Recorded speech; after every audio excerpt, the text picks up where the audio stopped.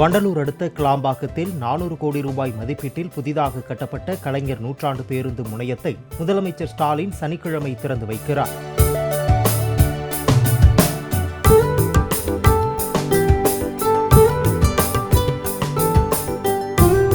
இதையொட்டி மலர் அலங்காரம் செய்யப்பட்டு உட்புற சுவர்களில் ஓவியங்கள் தீட்டப்பட்டுள்ளன. பேருந்து முனையத்தின் உள்ளே அமைக்கப்பட்டுள்ள கருணாநிதி சிலையையும் முதலமைச்சர் திறந்து வைக்க உள்ளார்.